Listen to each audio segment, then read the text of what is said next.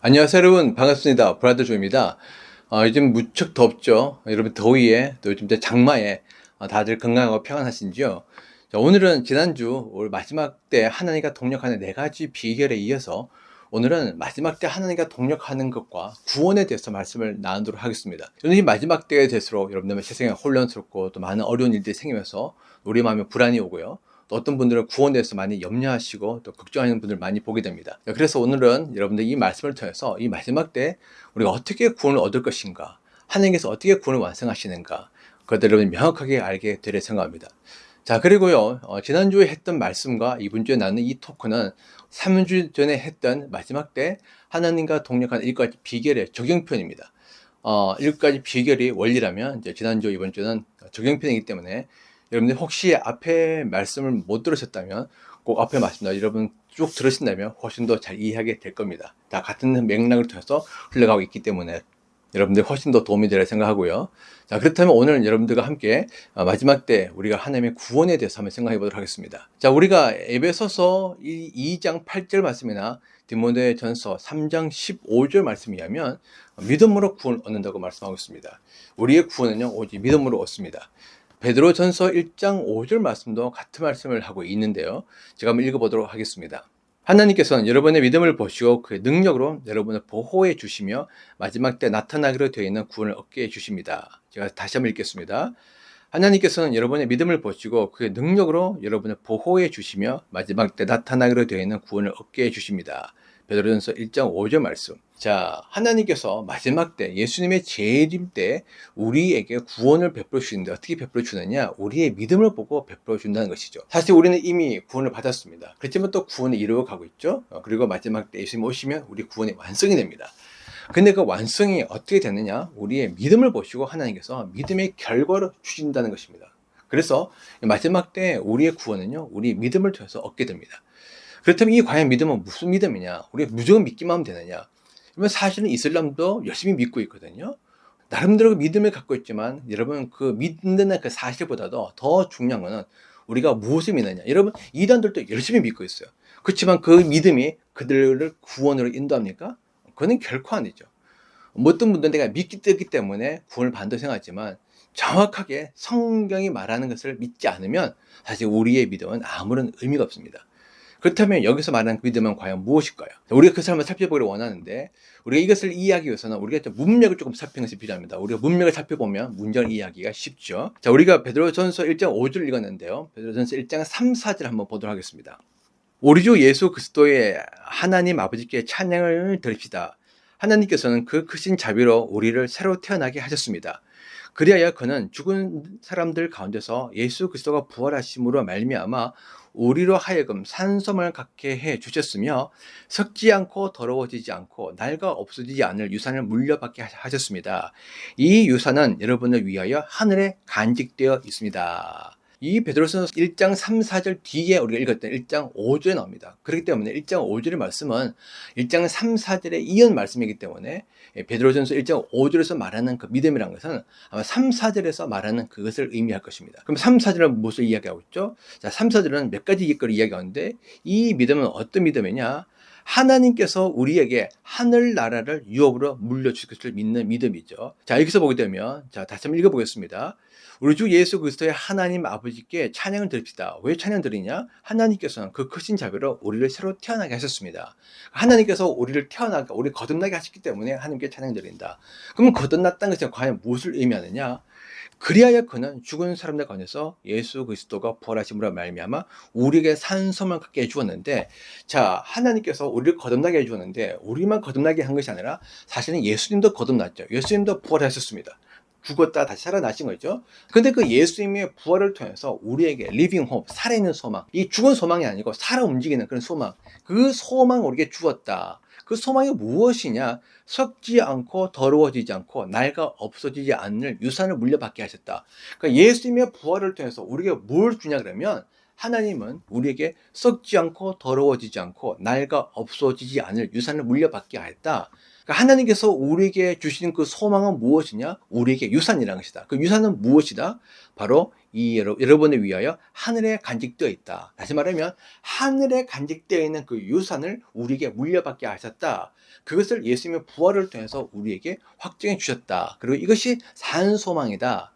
이 베드로전서 1장 5절에서 말하는 그 믿음이라는 것은 바로 이 믿음을 의미합니다. 이 믿음은 무엇이죠? 하늘에 있는 그 유업을 물려받을 믿음. 하나님께서 우리를 거듭나게 하시고 하나님의 자녀로 삼아주시고 왕이신 예수님도 하나님의 아들이기 때문에 하나님께서 예수님에게 이 우주 만물을 다스리시는 통치권을 물려주셨는데 예수님만 하나님의 자녀가 아니라 우리도 하나님의 자녀이기 때문에 하나님은 예수님에게 주시는 그 통치권을 우리에게도 주셔서 우리로 하여금 예수님과 함께, 왜? 예수님이 하나님의 아들이자 바로 우리의 맏형이고 맏오빠이기 때문에.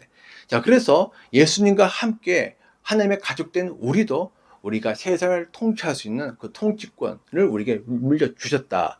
이 유산이 여러분을 위하여 하늘에 간직되어 있다. 우리는 이 땅의 것도 소망합니다. 이 땅에서 잘 먹고 잘 사고 성공하고 인기를 끌고 내 꿈이 이루어지고 평안하게 살고 있죠. 만족한 삶을 살고.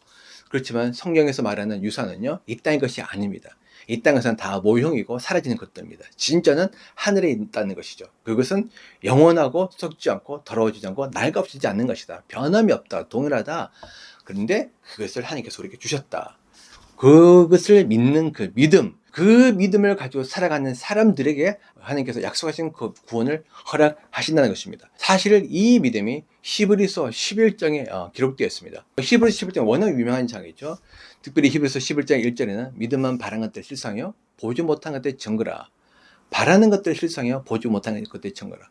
그러면 우리가 바라고 우리가 뭐 보지 못했지만 내가 원하면 다 그것이 우리의 믿음대로 되는 것입니까? 그렇지는 않습니다. 이 히브리서 11장은요, 우리가 방금 읽었던 베드로전서 1장 3, 4, 5절에서 전하는 그 믿음이 무엇인지 정확하게 우리에게 알려주고 있습니다. 자, 11장을 보기 위해서 아까도 우리가 베드로전서 1장 5절 말씀을 이해하기 앞서서 앞에 우리가 문맥을 좀 보았듯이 우리가 11장 이해하기 위해서는요, 정확하게 우리가 10장을 좀 먼저 살펴보는 것이 필요합니다. 자, 10장에 보게 되면 이제 히브리서 11장 1절과 2절에서 말하는 그 믿음이 무엇인지에 대해서 우리에게 명확하게 이야기하고 있거든요. 우리가 히브리서 먼저 10장 18절에서 19절 그리고 20절에서 21절까지 쭉 한번 읽어보겠습니다. 죄와 불법이 용서되었으니 죄를 사는 제사가 더 이상 필요 없습니다. 그러므로 형제자매 여러분, 우리는 예수의 피를 힘입어서 담대하게 지성소로 들어가게 되었습니다. 우리에게는 하나님의 집을 다스리는 위대한 제사장이 계십니다. 우리는 확고한 믿음을 가지고 참된 믿음으로 하나님께 나아갑시다. 자, 여기서 확고한 믿음을 가지고 참된 마음으로 하나님께 나아갑시다. 여기서 확고한 믿음을 가지고 하나님께 나아가자 그러는데 이 확고한 믿음이 무엇입니까? 그러니까 흔들리지 않는 믿음, 굳건한 믿음 있죠. 이 믿음은 뭐냐면 우리의 모든 죄가 다 용서함 받아졌고 우리는 거룩한 자고 우리는 깨끗한 자이다. 물론 우리는 죄를 짓고 있지만 그럼에도 불구하고 그 죄는 우리 육신적인 죄지 우리 영의 죄는 아니라는 것입니다. 우리는 영적으로 이미 구원받았고 우리는 영적으로 구원을 받은 자로서 하나님의 거룩한 자이고 하나님의 깨끗한 자가 이미 되어졌습니다. 하나님은 그러고 난데 우리의 혼의 구원과 육신의 구원을 이루어가고 계시죠. 그래서 이미 우리는 하나님 앞에서 영적으로 거룩한 존재이기 때문에 우리가 영이신 하나님께 담대하게 나아갈 수 있게 되어졌다. 이것을 여러분들이 확고하게 믿어야 한다는 것입니다. 이것이 바로 자녀된 자의 특권이고 축복이죠. 그리고 나서 히브리서 10장 25절과 34절부터 39절까지 쭉 읽어보면 어떤 사람들의 습관처럼 우리는 모이기를 그만하지 말고 서로 격려하여 그날이 가까워오는 것을 볼수록 더욱 힘써 모입시다. 여러분의 확신을 버리지 마십시오. 그 확신에는 큰 상이 붙어 있습니다. 여러분이 하나님의 뜻을 행하고서 그 약속해 주신 것을 받으려면 인내가 필요합니다. 이제 조금 있으면 오실 분이 오실 것이요 지체하지 않을 것입니다. 나의 의인은 믿음으로 살 것이다. 그가 뒤로 물러서면 내 믿음이 그를 기뻐하지 않을 것이다. 우리는 뒤로 물러나서 멸망한 사람들이 아니라 믿음을 가져 생명을 얻을 사람들입니다. 자, 여기서는 굉장히 종말론적 메시지가 나옵니다. 자, 앞에서 우리가 구원에 대해서, 우리의 죄사함에 대해서 이야기하고 있죠. 깨끗한 자가 되어졌다. 그래서 함께 나갈 수 있다. 자, 그러고 난 다음에 이제 종말이 오게 되면 어떻게 되느냐? 우리가 큰 상이 주어진다. 여러분, 확신을 저버리지 마십시오. 이 확신은 뭐죠? 우리의 믿음, 굳건한 믿음을 의미합니다. 우리가 가지고 있는 그 굳건한 믿음, 그 확신을 여러분 저버리지 말고 계속 지키십시오. 왜? 그 확신에는 상이 있기 때문이네. 여러분들이 하나님을 뜻을 행하고서 그 약속해 주신 것을 받으려면 인내가 필요합니다. 그 약속이 무엇입니까? 바로 하늘에서 주실 그 유업. 우리가 하나님의 자녀가 되어졌기 때문에 예수님과 함께 하나님의 나라, 그 영광스러운 하늘나라, 그 하늘나라를 우리가 유업으로 물려받을 그 약속이 있죠. 그 약속을 이 중에 우리가 받으려면 인내가 필요하다. 자, 그러면서 아주 조금만 있으면 오실 분이 오실 것이요 지체하지 않을 것이다. 나의 의인이 믿음으로 살 것이다. 그가 뒤로 물렀으면 내 믿음이 그를 기뻐하지 않을 것이다. 이 말은 무엇입니까? 이제 곧 예수님이 오시는데 예수님이 오시기 전까지 우리의 삶에 계속해서 영적인 공격과 어려움이 있습니다. 죄책감도 들고요. 또 죄의 유혹이 있고 사단의 공격들이 있죠. 자, 그렇지만 여러분들이 확신을 가지고 이미 우리는 거룩한 자고 깨끗한 자이고 하나님의 자녀이 되었기 때문에 여러분 과거의 삶으로 돌아가지 마시고 앞을 내다보면서 계속해서 믿음의 전진을 하십시오. 그런데 곧 예수님이 오십니다. 정말 좀 메시지죠. 곧 예수님이 오십니다. 아주 조금 있으면 오실 분이 오실 것이요 지체하지 않을 것이다. 나의 의인은 믿음으로 살 것이다. 그가 뒤로 물러서면 내 마음이 그를 기뻐하지 않을 것이다. 자, 여기서 나의 의인은 믿음으로 살 것이다. 이 의인은 무엇입니까? 하나님을 믿는 자가 의인입니다. 근데 그 의인은 믿음으로 사는 자이죠. 하나님을 믿고 신뢰함으로 믿음으로 계속 살아가는 겁니다. 그런데 이 믿음은 무엇입니까? 우리가 예수 그리스도로 말미암아 구원을 받았고 예수 그리스도로 말미암아 완전히 구원될 것이고 구원받은 우리는 예수님과 함께 우주 만물을 다스릴 자가 될 것이다. 이것에 대한 확고한 확신이 있죠. 그래서 그가 뒤로 물러서면 내 마음이 그를 기뻐하지 않는다.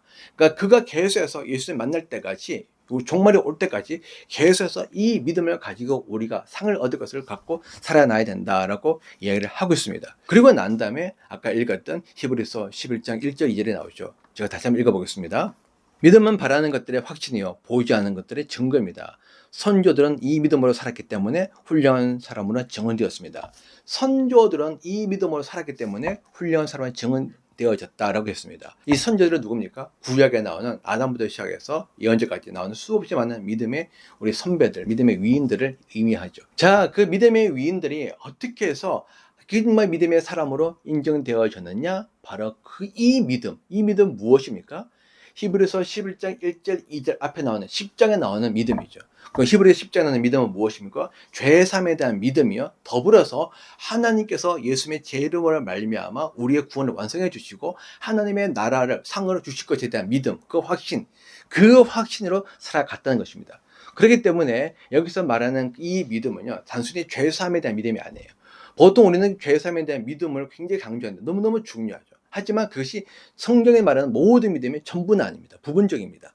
그 믿음은 이제 시작에 불과하고 진짜 믿음은 무엇이냐? 예수 그리스도의 재림과 종말 그리고 주님의 재림을 말미암아 완성될 구원 그리고 하나님의 나라를 유업으로 물려받을 것에 대한 믿음과 확신이라는 것이죠.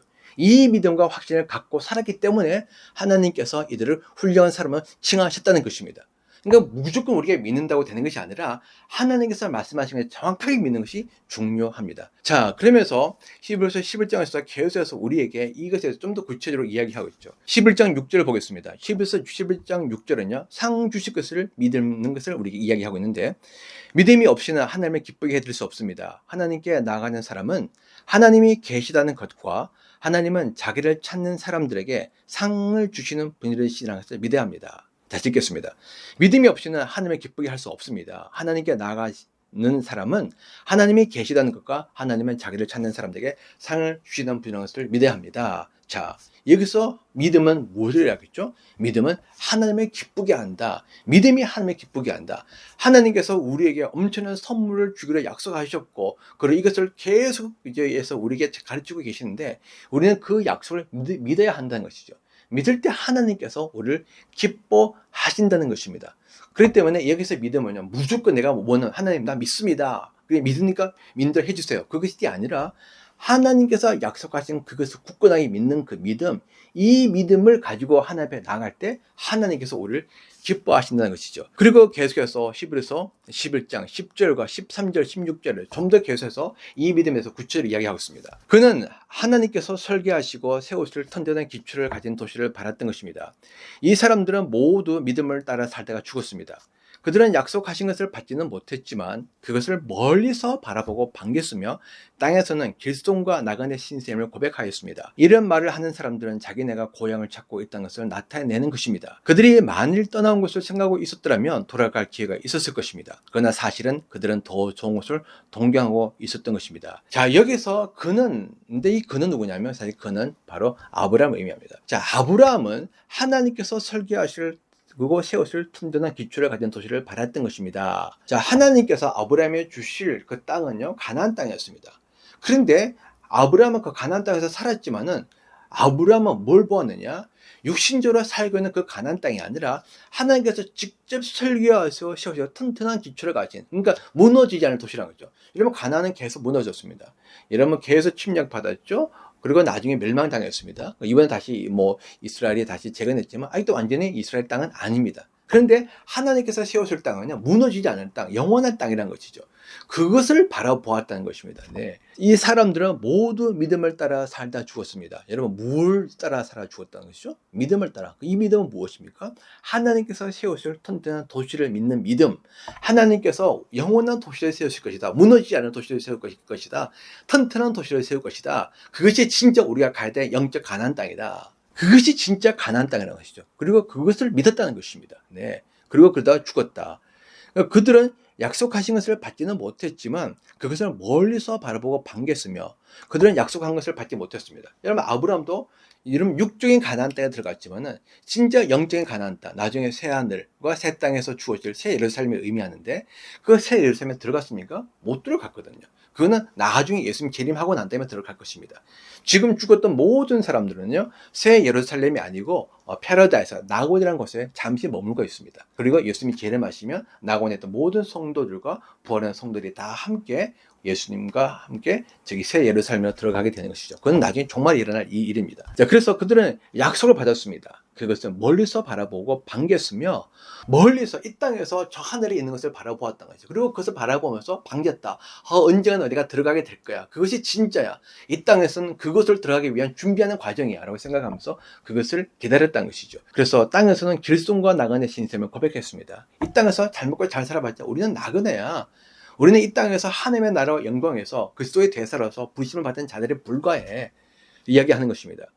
이런 말을 하는 사람들은 자기네가 고향을 찾고 있다는 것을 나타내는 것입니다. 자기네 고향, 자기가 살고 있던 그곳이 진짜 고향이 아니고, 여러분 사실 아브라함은 우르에서 떠나왔지만은 이삭이나 야곱은요 가나안에서 태어났습니다. 그것이 고향이에요.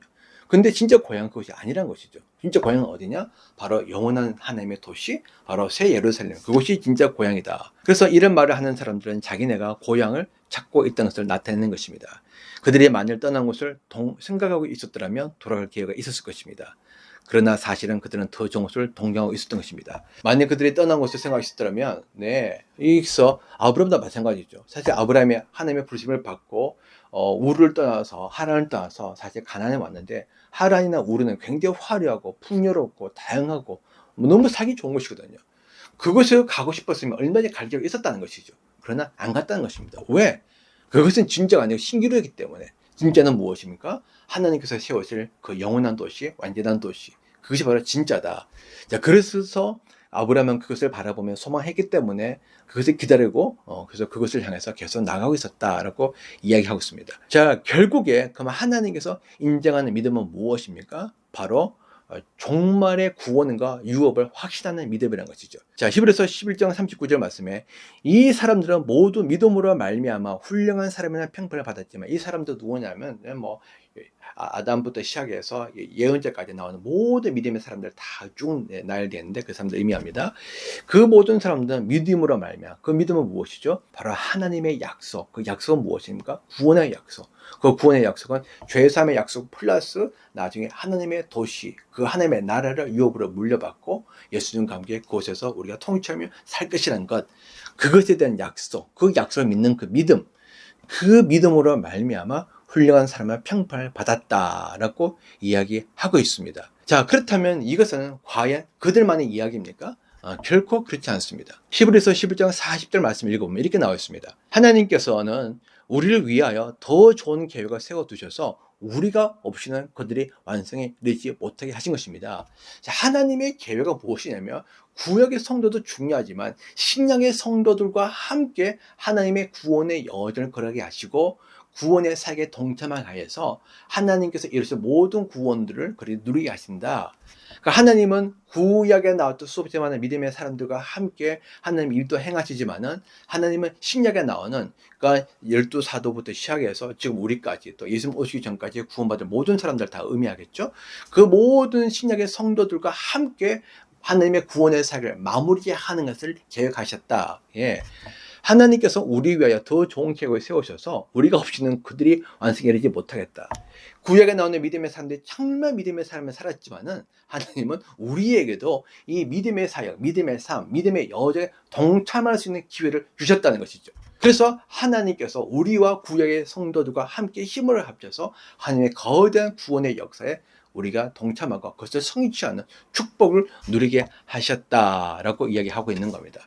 하나님께서 원하시는 믿음은 바로 구약의 성도들뿐만 아니라 신약을 살아가는 우리들도 하나님께서 동일한 믿음을 원하신다는 것이죠. 히브리서 12장 1절과 2절을 읽으면 이렇게 나와 있습니다. 그러므로 이렇게 구름대와 같이 수많은 정인이 우리를 둘러싸고 있으니 우리도 갖가지 무거운 짐과 얼매는 죄를 벗어버리고 우리 앞에 놓인 달름질을 참으면서 달려갑시다.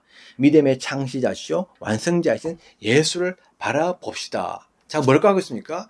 이렇게 구름대와 같은 수많은 정인들이 우리를 둘러싸고 있으니 그 정인들 누굽니까? 아담부터 시작해서 우리 앞에 죽었던 모든 성도들이 있죠.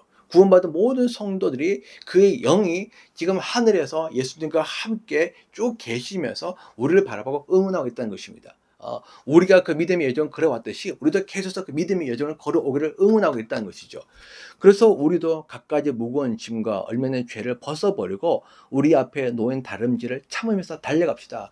우리가 가야 될 믿음의 여정, 하나님의 구원의 사역의 완성을 위해서, 예수님의 재림을 위해서, 저 하나님의 나라가 우리에게 실제적으로 될 때까지 우리가 계속해서 가야 될 길이 있는데 그거를 힘들고 어렵지만 참고 인내하면서 달려갑시다 라고 이야기하고 있습니다. 자, 그러면서 믿음의 창시자시요 완성자이신 예수를 바라봅시다. 예, 우리가 예수님을 말미암아 예수님의 은혜로 우리가 예수님을 믿게 되어졌고 구원을 받았는데 이 구원의 완성도 마지막에 예수님께서 해 주신다는 것이죠. 자, 그래서 하나님께서 이 구원의 일들을 위해서 하나님께서 신약과 구약에 나오는 수많은 사람들을 불렀다는 것입니다. 부르셨다는 것이죠. 그 부르심에 받은 사람들이 히브리서 11장에 쭉 나옵니다. 이 사람들의 특징은 무엇이냐? 모두가 다 하나님께서 직접 이들을 부르셨습니다. 그런데 이들이 불렀다는 것은 뭐냐면 그냥 부르심이 아니라 이들은 부르심을 받고 지난주에도 제가 말씀드렸듯이 이들은 이전과는 다른 삶의 여정을 가게 되었습니다. 아브라함은 우리에 살고 있었지만 하나님께서 믿음의 조상이 되게 하기 위해서 떠나라 해서 그것을 떠나고 낯선 땅 가나안에서 홀로 외롭게 사실은 쓸쓸하게 살아갔습니다. 네. 모세도 광야에서 겨우 살만히 했는데 그냥 괜찮게 살았는데 이제 안정되게 살았는데 하나님께서 갑자기 불러서 또 그가 힘들고 어려운 것, 두려운 것 직면해야 됐죠. 바로를 만나고 이집트로 가야 되고 있죠. 그것으로 들어가서 이스라엘을 구원하는 일들을 하게 되어졌습니다. 뭐 기도원도 마찬가지고요. 뭐 다윗 같은 경우도 아버지는 잘 사고는데 하나님의 부심을 받고 갑자기 왕궁에 들어갔다가 죽을 목숨이 돼서 계속 도망다니는 삶을 살아야만 했습니다. 그 부심을 받는다는 것은 결코 그렇게 좋은 일이 아니에요. 육적으로 보면 굉장히 고통스럽고 힘든 일입니다. 평탄하고 안정되고 쉽고 익숙한 모든 것을 떠나서 낯설고 외롭고 두려운 것, 그것에서 믿음의 삶을 살아야 되는 것이죠. 하나님의 부르심에 합당한 자로서 준비되기 위해서. 그래서 그들은 그 부르심을 받았을 때 다 갈등하고 고민합니다. 가야 될까 말아야 될까. 사실 하나님의 부르심을 받고 가는 것은 결코 쉬운 것이 아닙니다. 저도 옛날에 젊었을 때는요. 하나님 나 여기 서니 어서 나를 불러주십시오. 막 그렇게 기도했는데 나이가 들어서 인생을 살아보고 여정을 겪어보니까 하나님의 부르심을 받고 그 길을 간다는 것이 얼마나 두렵고 떨리는 일인지, 왜?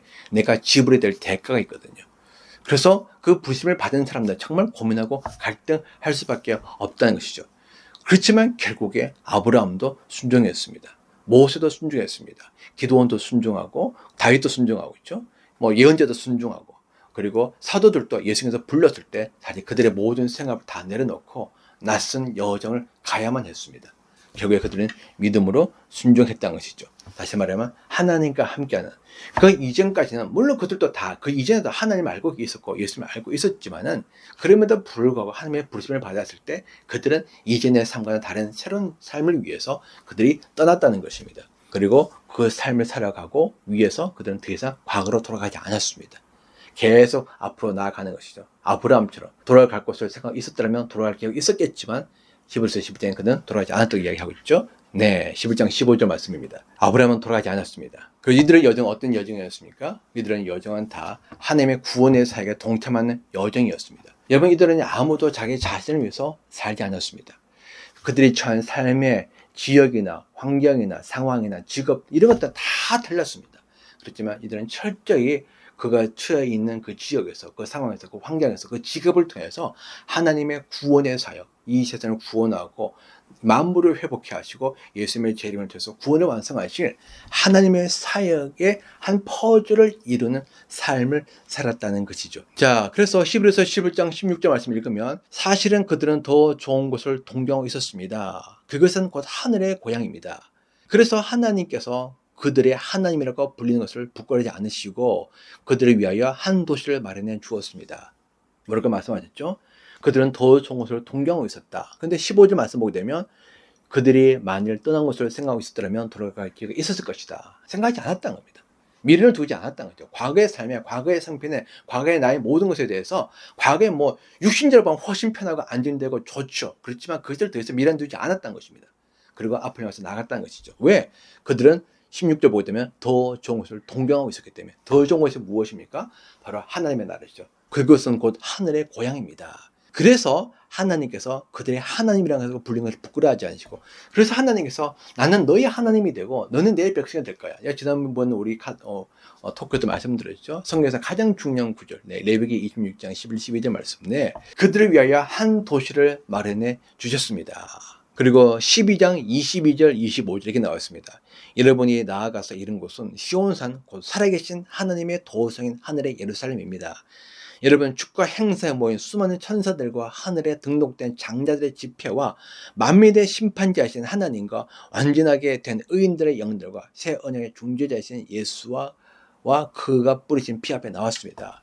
이 믿음의 사람들은 육신적으로는 이 땅에 살고 있었지만 그들의 영은 성령님을 통해서, 그들 안에도 성령이 계셨는데 그 성령님은 그들 안에만 계신 분 아니죠. 성령님은 그들 안에도 계시지만 동시에 성령님은 하나님과 예수 우편에 앉아 계신 분이십니다. 그래서 성령님을 통해서 그들의 영이 이미 하늘의 보호자, 새 예루살렘에 가 있었다는 것이죠.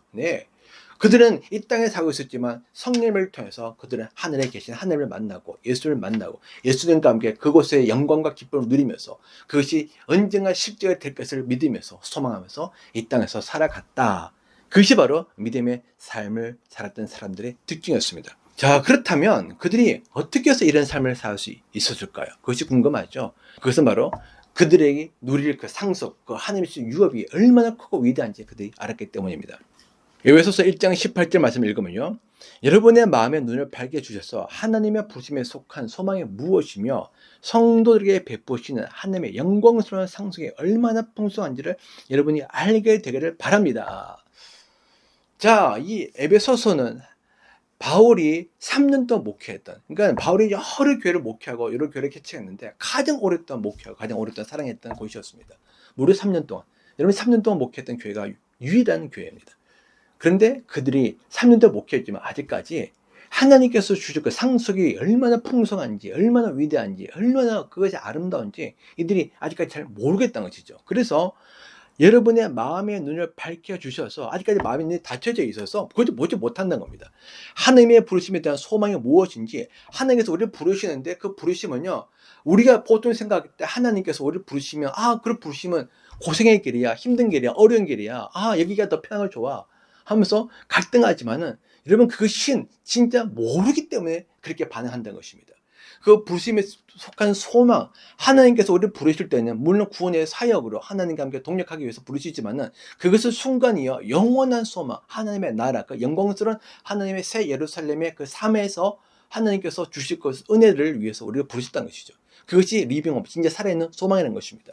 그리고 우리 부르시면 항상 소망이 있어요. 진짜 소망이 있습니다. 근데 그 소망이 무엇이며 성도들에게 베푸시는 하나님의 영광스러운 상속이 얼마나 풍성하게인지를 여러분들이 알게 되기를 바랍니다. 성도에게 하나님께서 영광스러운 상식을 베푸시는데 여러분들이 알게 되기를 바랍니다. 이 말은 뭡니까? 모르겠다는 것입니다. 모른다는 거죠, 지금. 그럼 우리 많은 성들이 하늘나라에 대해서 막연하게 생각하고 있습니다. 정말 성경에 대해 성경은 하나님의 나라에서 특히 구약의 예언서라든지 아니면 우리가 뭐 요한계시록 21장 22절을 보면 천국에 대해서 정말 자세하게 설명해 놨는데 사람들이 몰라요. 그냥 막연하게 천국은 좋은 곳이다. 그냥 뭐 편하게 살 것이다. 고생 없다. 눈물 없다. 그냥 웃으면서 즐겁게 재밌게 살 것이다. 고 생각하고 있지만 그거는 정말 유치원 수준도 안 되는 생각입니다. 정말 성경은 하나님께서 이것을 알려주기 위해서 너무나 많은 비밀들을 우리에게 말씀해 주고 계십니다. 자, 그래서 얘기했죠. 여러분들이 알게 되기를 바랍니다. 다시 말하면 이 믿음의 위인들은 이걸 알았다는 거죠. 이것이 얼마나 큰 소망이며 창문에서 살아있는 소망, 나머지 소망은 다 죽어있는 소망이에요. 이 세상에서 조금 잘 되는 거, 뭐 잘 되면 좋겠죠. 하지만 잘 돼봤자 얼마나 잘 되겠습니까? 부자 돼봤자 얼마나 부자 되겠습니까? 편해봤자 얼마나 편하겠습니까? 우리의 삶은요, 항상 어려움이 있고, 고난이 있고, 시련과 역경이 오기에 마련입니다. 그리고 잘 살아봤자 70년, 80년입니다. 병이 있고요, 관계 아픔이 있고, 삶의 절망이 있고, 우리의 삶은 항상 한계 있게 마련이죠. 그래서 우리가 꿈꾸는 소망은요, 어떤 소망도 이 세상과 관련된 소망이라면, 그거는 살아있는 소망이 아니에요. 그건 죽어있는 소망, 순간적인, 부분적인, 제한적인 소망입니다. 근데 거기에 우리가 마음을 두게 되면, 진짜 소망을 우리가 갖지 못하게 되는 것이죠. 예. 에베소 교회가 바로 그런 교회 중에 한 교회였다는 것입니다. 그렇지만 반대로 히브리서 11장에 나오는 믿음의 사람들은 바로 그 믿음에 대한 확신을 가지고, 어떤 믿음이죠? 하나님의 주실 그 유업에 대한, 상속에 대한 확신을 가지고, 그것이 너무나 큰 소망이 되어졌기 때문에 뒤로 돌아보지 않고 그냥 계속 앞으로 갔다는 것입니다. 그러면 이러한 믿음의 특징은 무엇이냐? 이렇게 정말 하나님께서 기뻐하시는 그 하나님의 약속, 그러니까 결국에 이 믿음은 뭐냐면 하나님께서 주실 그 약속을 믿는 믿음입니다. 우리가 바라는 것들, 우리가 뭘 바라냐? 우리가 무조건 바라면 다 됩니까? 우리가 바라는 것들은요, 하나님의 약속을 바라는 것입니다. 하나님께서 이걸 주겠다고 약속하셨고, 그것은 무엇입니까? 하나님의 나라와 관련되는 것이고, 우리는 그것을 바라는 것들이죠. 그래서 믿음은 바라는 것들, 실상이요, 새 예루살렘을 보지 못했지만, 우리는 믿음을 통해서 실제로 우리는 있는 것으로 보는 것입니다. 근데 이 믿음의 특징은 무엇이냐? 두 가지 있는데, 먼저 순종하는 믿음이요. 정말 이 믿음을 가진 사람들, 하나님의 말씀에 따라 살게 되었습니다. 가장 대표적인 히브리서 11장 7절 나오는 노아죠. 믿음으로 노아는 하나님께서 아직 보이지 않는 일들에서 경고하셨을 때에 하나님을 경외하고 방주를 마련하여 자기의 가족을 구원하셨습니다. 네, 노아가 어떻게 했던 거죠? 노아는 순종하였습니다. 아직 보이지 않아, 아직 폭우도 내리지 않았습니다. 죄가 많았기 때문에 사실 그 당시도 굉장히 살기 어려웠어요. 그냥 폭력과 거짓과 사기와 음란과 그다음에 속임수와 뭐 권물술수와 이 미움과 다툼과 분열이 가득했기 때문에 정말 하나님께서 심판할 수밖에 없는 상황이었다면 얼마나 악했습니까? 그러니까 세상이 굉장히 사실 살기 쉽지 않은 상황이었죠. 그렇지만 그럼에도 불구하고 그래도 아직은 뭐 살만한 상황이었습니다. 자, 그런데 그때 하나님께서 노아에게 말씀하시죠. 내가 이 세상을 심판하겠다. 역사상 한 번도 듣도 보도 못한 전무후무한 사건이 일어나게 될 것인데, 땅에서 물이 솟아나고 하늘에서 물이 떨어지게 되고 40일 동안 물이 쏟아지면서 온 세상에 물로 덮이게 될 것이다. 너는 방주를 지어야 된다. 그래서 방주를 지었습니다. 저는 홍콩에 가서 노아 공원에 가서 직접 방주를 본 적이 있는데 엄청난 크기입니다. 그 방주를 지었죠. 방주는 돛도 키도 없습니다. 그냥 둥둥둥 떠다니는 바구니에 불과합니다. 근데 그 거대한 방주를 믿음으로 노아는 지었습니다. 믿음으로 노아는 하나님께서 아직 보이지 않는 일을 경고하였을 때 하나님을 경외하고 방주를 마련하여 순종하였던 것이죠. 진짜 믿음은 무엇이냐? 순종하는 믿음입니다. 말로 하는 믿음이 아니고 하나님께서 말씀하셨대, 물론 머뭇을 수는 있겠죠. 그러나 결국 순종하는 믿음입니다. 하나님, 여러분 아브라함의 믿음도 보십시오. 결국에 아브라함의 믿음도 어떻게 완성됩니까? 하나님께서 이삭을 바치라고 했을 때 그 이삭을 바침으로 말미암아 그의 믿음이 완성되는 것이죠. 진짜 믿음을 가진 사람들은 무슨 믿음이냐? 바로 순종하는 믿음입니다. 하나님의 말씀에 대해서 순종한다. 두 번째, 이 믿음은요, 인내하는 믿음입니다. 인내하는 믿음. 히브리서 6장 11절 12절 말씀에 여러분 각 사람은 같은 열성을 끝까지 나타내서 소망을 이루시기 바랍니다. 여러분은 게으른 사람이 되지 말고 믿음과 인내로 약속을 상속받는 사람을 본받는 삶이 되어야 합니다. 여러분은 게으른 사람이 되지 마시고 하나님은 게으른 사람 싫어하십니다. 하나님은 정말 성실하게, 충성되게, 진실되게, 열심으로 우리가 주님을 섬기고 이웃을 사랑하기를 원하십니다. 왜? 하나님이 그렇게 우리를 대하시기 때문에. 그래서 하나님이 우리에게 말씀하죠. 게으른 사람이 되지 말고 믿음과 인내로. 이 믿음은요, 인내가 필요합니다. 하나님의 약속이 이루어질 때까지, 하나님께서 약속하신 것이 이 땅에 성취될 때까지 우리는 계속 인내하며 기다리며 나아가는 것이죠. 특별히 종말에는 인내하는 믿음이 더 중요합니다. 요한계시록 14장 12절 말씀에 하나님의 계명과 예수를 믿는 믿음을 지키는 성도들에게는 인내가 필요합니다. 이 마지막 때 성도들에게는 하나님의 약속을 이룰 때까지 우리가 계속해서 인내를 해야 됩니다. 거짓이 계속 우리의 마음을 흔들어 놓고 있고 환난과 핍박이 와서 삶의 어려움과 공경을 줄 때 우리의 믿음이 흔들리게 되죠. 그때 많은 사람들이 낙심하게 되겠지만 그때 우리의 믿음은 그것을 인내함으로 환난과 핍박이 있지만 하나님의 약속은 이루어질 수밖에 없어. 왜? 하나님은 신실한 분이기 때문에. 그러므로 주님의 신뢰함으로 계속 의지해서 우리의 믿음을 지키는 거죠. 바로 약속을 우리가 계속 굳건히 붙드는 것입니다. 이것이 바로 하나님께서 원하시는 믿음의 특징입니다. 그래서 이 모든 하나님의 믿음의 사람들은요, 바로 인내하는 믿음과 순종하는 믿음을 가지고 하나님의 약속을 붙들고 그 약속을 향해서 계속 나갔던 사람들이었습니다. 그런데 예수님께서 뭘까 말씀하느냐? 마지막 때 되면 이런 믿음을 가진 사람들을 찾아보기가 어렵다고 말씀하십니다. 자, 누가복음 18장 8절 말씀. 인자가 올 때 세상에서 믿음을 찾아볼 수가 있겠느냐? 물론 이 말씀은 기도 응답에 대한 말씀이기도 하지만 본문절을 보게 되면 예수님은 그 기도 응답에 대한 본문의 말씀을 통해서 우리가 뭘 말씀하느냐? 마지막 때가 되면 성도들이 기도가 식어지게 될 것이다. 기도하는 교회가 사라지게 될 것이다. 성도들이 기도하지 않는다. 그런데 기도하지 않는 이유 중 하나가 무엇이냐? 하나님의 약속이 이루어질 것을 믿지 않기 때문에, 간절함이 사라지기 때문에. 제가 처음에도 말씀드렸죠. 지난주에도 말씀드렸듯이 많은 사람들이 하나님의 일에 대해서 관심이 있지 하나님 자체에 대해서 별로 관심이 없어요. 하나님의 일에 대한 열정은 있지만 하나님 자신에 대한 열정을 품는 사람이 꽤 많지 않습니다. 그런데 그 하나님에 대한 관심과 열정이 있는 사람들은요, 정말 하나님이 어떤 분인지 알기 때문에 하나님께 계속해서 기도를 줄 수밖에 없습니다. 그 하나님은 신실하신 분이시고 정직하신 분이시고 언제나 동일하신 분이시고 한결같은 분이시며 거짓이 없으신 그런 분이시죠. 그래서 하나님의 약속은 반드시 이루어진다는 것입니다. 그리고 우리 이것을 믿는 사람들은 그 약속을 우리가 계속해서 이루어지기를 소망하며 기다리며 기도하며 나아가는 것이죠. 그런데 예수님께서 말씀하십니다. 인자가 올 때에 세상에서 믿음을 찾아볼 수 있겠느냐? 점점 이 믿음을 가진 사람들 찾아보기가 어렵다. 자, 그렇다면 여러분들은 어떤 분들입니까? 예수님께서 말씀하실 때 정말 여러분들은 이 믿음에 속한 분입니까? 아니면 나는 계속해서 이 믿음에 속하지 못한 분입니까? 여러분들이 여러분 자신들을 잘 생각해 보시기 바랍니다. 제가 여러분들에게 다시 한번 부탁을 드린 것은 이 말씀을 그냥 가볍게 두지 마시고 곰곰이 생각해 보시기 바랍니다. 여러분 자신의 깊이 한번 돌아보시기 바랍니다. 나는 현재 어떤 상태에 있는가? 나는 무엇을 믿고 있고 무엇을 소망하며 무엇을 기대하며 나는 하나님에 대해서 어떤 믿음을 갖고 있는가? 내가 알고 있는 하나님은 과연 어떤 분인가? 그리고 우리에 있어서 가장 중요한 소망은 과연 무엇인가? 현재 나의 삶을 어떻게 살고 있는가? 여러분들이 이 말씀에 비춰서 여러분들이 계속 여러분 자신을 점검해 보시기를 바랍니다. 자, 그렇다면 왜 우리의 믿음은 이런 상태가 되었을까요? 저는 이 부분에 대해서 많이 고민을 했습니다.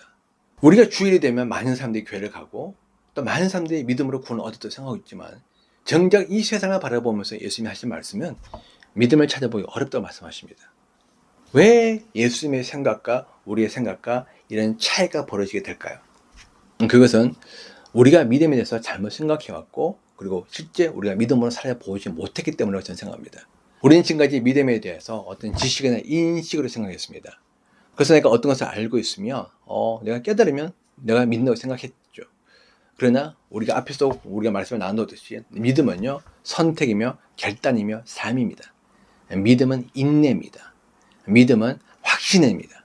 믿음은 하나님의 약속에 대한 확신이요. 믿음은 그 약속을 지키시는 하나님에 대한 절대적인 신뢰입니다. 그리고 믿음은 그 하나님의 부르심에 따라서 우리가 선택하는 것이고 우리가 결단을 내리는 것이며 그리고 그 삶을 계속 인내하면서 살아가는 것입니다. 그래서 히브리서 10장에 나오는 모든 믿음의 인물들은요, 바로 그러한 삶을 살았던 사람들이었죠. 하나님의 약속에 대한 확신과 하나님에 대한 절대적인 신뢰, 그리고 부르심에 대해서 그들이 결단하고 그리고 순종하고 인내하면서 살았던 사람들이었습니다. 야고보서 2장 20절과 26절 말씀에 어리석은 사람들이여 그대는 행함이 없는 믿음은 쓸모가 없다는 것을 알고 계십니까? 영혼이 없는 몸이 죽은 것과 같이 행함이 없는 믿음은 죽은 것입니다.